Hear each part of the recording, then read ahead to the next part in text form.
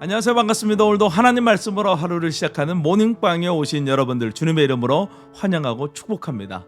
사람은 누구나 멋진 운동 경기를 보면 나도 저런 선수가 되어보고 싶다라는 꿈을 가지게 됩니다.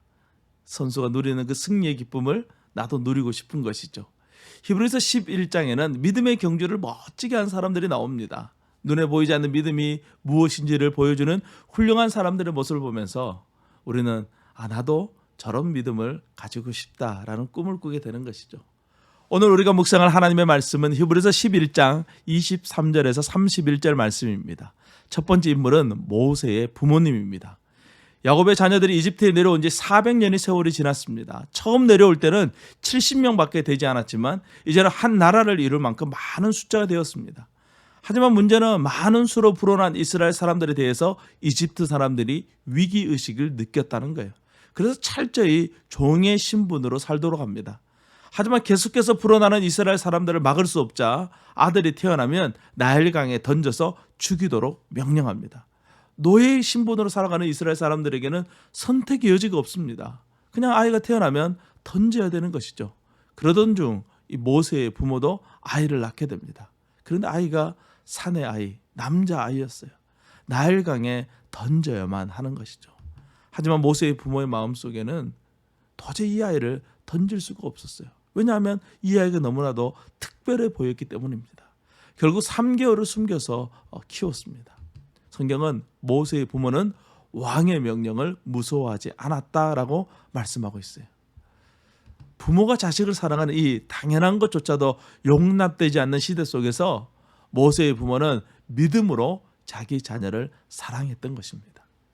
여러분, 믿음이란 사랑할 수 있는 용기예요.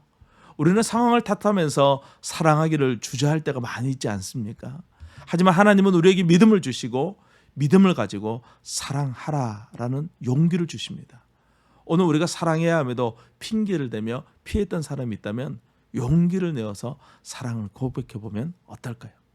석 달로 모세는 파라오의 공주에 의해서 궁궐로 들어가서 살게 됩니다. 모세는 40년 동안 이 궁궐에서 왕자로 살아가게 되죠.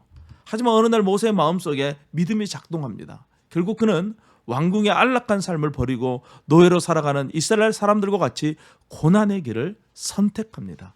광야에서 모세는 하나님의 크심을 경험하게 되죠. 파라오가 세운 작은 도시와는 비교할 수 없는 창조주 하나님의 크심을 경험하게 되는 것입니다. 실제로 이집트 성지순례를 가보면 피라미드와는 비교할 수 없는 장엄한 자연을 볼 수 있습니다. 광야는 하나님이 누구인지를 바라보게 하는 특별한 장소였습니다. 모세는 광야에서 하나님이 주실 상을 바라보았다라고 말합니다. 그리고 자신을 죽이려는 파라오를 두려워하지 않는 담대함도 가지게 됩니다. 이 모든 것은 믿음으로 말미암은 거예요.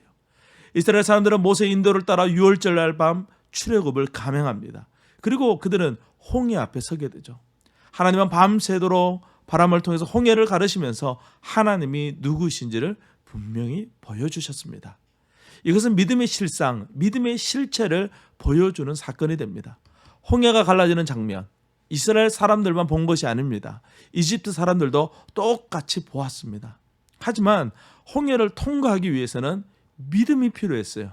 믿음으로 건넜던 이스라엘 사람들은 모두 생명을 얻었지만 의심으로 건넜던 이집트 사람들은 모두 죽고 말았습니다. 믿음은 똑같은 인생길을 걸어가는 우리에게 생명을 주는 유일한 능력이 되는 거예요. 마지막 이스라엘 사람들은 가나안 땅의 첫 번째 전쟁 여리고성을 믿음으로 무너뜨렸고 그곳에서 기생 라합이 믿음으로 구원을 받았습니다. 믿음은 불가능이 없어요. 겨자씨만한 믿음만 있으면 산을 옮길 수 있다라는 예수님의 말씀을 우리가 기억하지 않습니까? 오늘 우리에게도 이와 같은 믿음이 있을 수 있기를 주님의 이름으로 축복합니다. 오늘도 승리하세요. 샬롬.